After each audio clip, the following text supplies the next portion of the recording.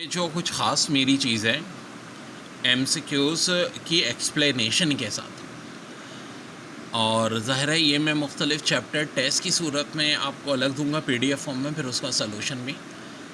In Newton ring the point of contact of lens and the glass plate there film is maximum minimum zero या equal to thickness of plane glass. बड़ी अच्छी MCQs हैं।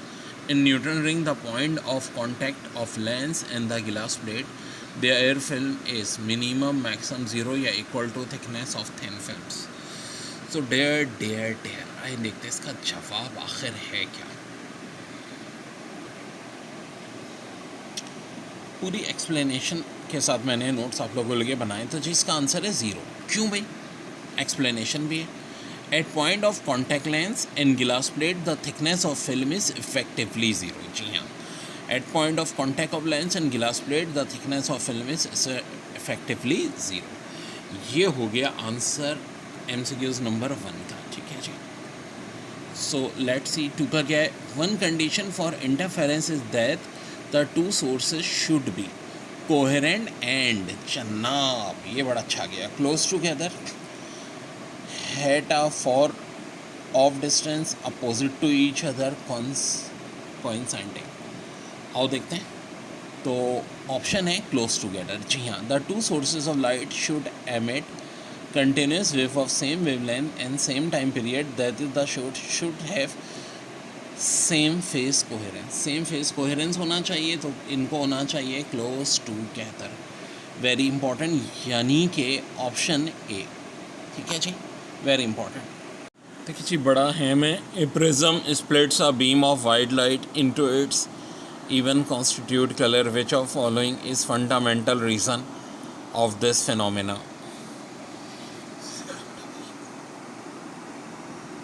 Phase of different color is different, amplitude of different color is different, energy of different color is different, velocity of different color is different। So correct answer क्या है? फिर देख लो, prism splits a beam of white light into its even constitute color, which of following is the fundamental reason of phenomena? Correct option पूछ रहे हैं क्या होगा। क्या phase of different colour is different, amplitude of different colour is different, energy of different colour is different, या velocity of different colours is different. So वैसे correct answer है इसका option D, velocity of different colour is different. आखिर क्यों? आओ scientific reason देखें। हाँ यार, ये आप लोगों के लिए तैयार किया है बड़ी मेहनत से।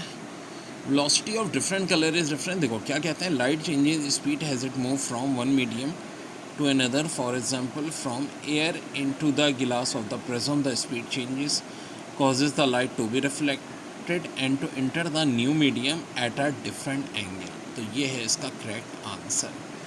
सो डियर, बहुत इंपॉर्टेंट है। आइए देखते हैं अगला MCQ number 4। The twinkle star is due to the fact that the star do not emit light continuously. The refractive index of the Earth atmospheric fluctuate. Intermittent absorption of starlight by its own atmosphere। इसका answer है the refractive index of the earth atmosphere fluctuate. Correct क्या है भाई कि refractive index very with variation in densities of the earth atmosphere. Correct answer यानी कि 4 का option number B. दोबारा देख लो, MCQ थी the twinkle of star is due to, तो द करेक्ट आंसर है the refractive index of earth atmosphere fluctuate. Question number 5 में क्या कह रहे हैं, in case of double slit experiment for dark fringe, if d equal to 0.25 centimeter, y equal to 0.059 centimeter, l equal to 100 centimeter, m equal to 2, then lambda is equal to। So ji numerical है ये double slit experiment में dark fringe के case का। इस तरह के numerical अलग से तो मैं सॉल्व ऑफ कोर्स करवाऊँगा ही। अभी इसको देख लेते। सो इसमें जो आंसर आएगा ऑप्शन सी 590 नैनोमीटर। देखो ये फार्मूला यूज़ करेंगे, y equal to m plus half lambda l over t, और फाइनल आंसर 5.9 इंटू 10⁻⁷ मीटर यानी 590 नैनोमीटर। फिर मैंने कहा न्यूमेरिकल को इंशाल्लाह अलग से सॉल्व करवा देंगे, don't bother about it. Question number 6. According to Huygens, every point on a wave from may be recorded has a dash of secondary wave. Light यार ये तगड़ी MCQs है. MCQs number 6. आइए देखते हैं. ये ख़ास चीज़ तुम लोगों को मैं करवा रहा हूँ, बड़े काम की है बच्चों. ये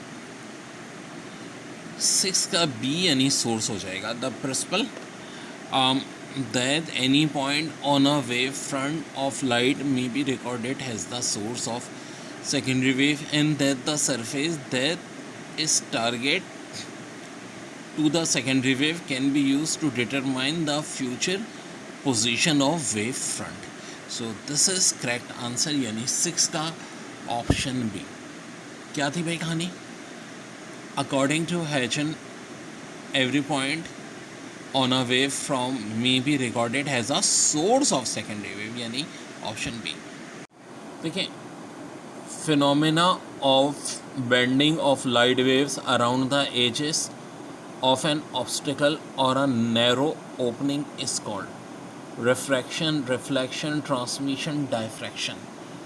सोची बड़ी अच्छी MCQs हैं. MCQs नंबर 7 और इसका करेक्ट आंसर है डायफ्रैक्शन. ठीक है.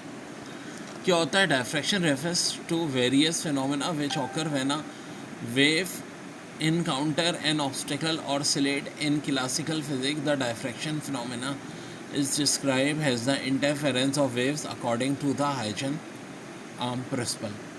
7 का यानी कि ये डी वाला भाई आंसर हो जाएगा.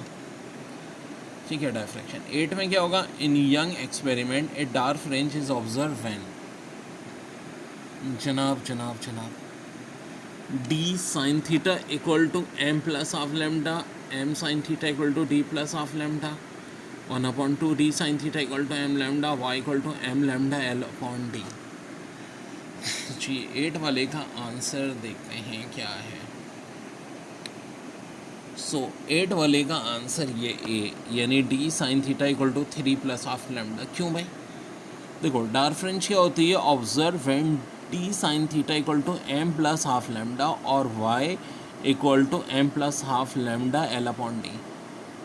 फॉर ब्राइट फ्रिंज होती है Y equal to M lambda L upon D.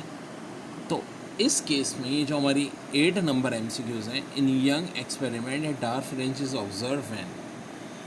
तो यहाँ के हिसाब से जो आप ऑप्शंस देखोगे तो ये वाला ही ऑप्शन है जो हमारे मेयर पे पूरा उतर रहा है, जिसमें रिजल्ट जो है आपके पास फ्रैक्शन फॉर्म में. ठीक है जी. ओके बच्चों, विच of following phenomena is not explained bye Huygens construction of wave front? Reflection, refraction, diffraction या ओरिजिन ऑफ स्पेक्ट्रा. बड़ी धांसू MCQs है. सो आओ इसका आंसर चेक कर लेते हैं. इसका आंसर है डी यानी ओरिजिन ऑफ स्पेक्ट्रा. क्या होता है जी? Origin of spectra is explained by Newton refraction, reflection and diffraction. Newton. ठीक है. किसने किया था? न्यूटन ने. जबकि रिफ्रैक्शन, रिफ्लेक्शन और डायफ्रैक्शन सारे फिनोमेना हाइजेन प्रिंसिपल ने दिए थे. कौन सा नहीं दिया था? Origin of spectra. आओ क्वेश्चन नंबर 10 पे आते हैं. Which of following relation is related to interference in X-ray diffraction? Lewis pattern, Bragg's law, Compton effect, Huygens principle. तो इसका आंसर है Bragg's law. 10 का यानी बी. हम भी इसको भी देख लेते हैं एक्सप्लेनेशन. वजह ये है कि X ray diffraction is related to the Bragg's law, 2d sin theta equal to n lambda. तो this is the simple reason. The sky appears blue because red light is absorbed, blue light is scattered the most, blue light is absorbed, it is natural color.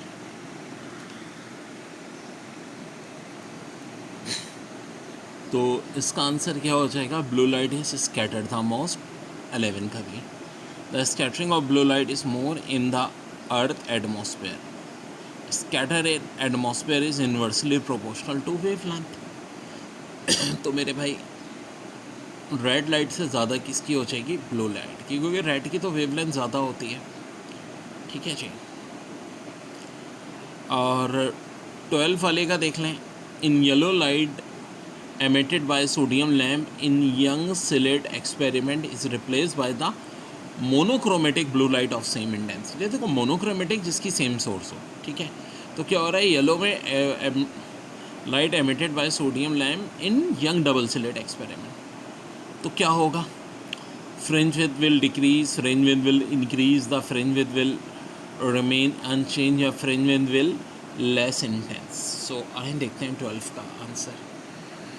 तो इसका answer है ए, ठीक है, fringe with will decrease. क्यों भाई, formula क्या होता है, wavelength of blue light is less than that of yellow light. वेबक्योर याद रखो ना, वायोलेट, इंडिगो, ब्लू। जी हाँ, तो ब्लू की वेवलेंथ होती है उससे ज़्यादा ग्रीन, फिर येलो। तो रीज़न ये हो जाएगा। और ऊपर वाले में भी यही था, blue light is scattered the most. 11 वाले का था हमारे पास बच्चों, बी था, ठीक है। The sky appears blue because blue light is scattered the most. अब आप बोलोगे सर वायोलेट और इंडिगो, अरे वायोलेट और इंडिगो तो एब्जॉर्ब हो ही नहीं पाती, ठीक है, उनकी वेवलेंथ कुछ ज़रूरत से ज़्यादा कम होती है, ठीक है। तो ब्लू होती है जो एब्जॉर्ब भी होगी और स्कैटर भी होती है। मेन रीज़न है इसका स्कैटर होना, ठीक है, जिसकी वजह से स्काई ब्लू दिखता है।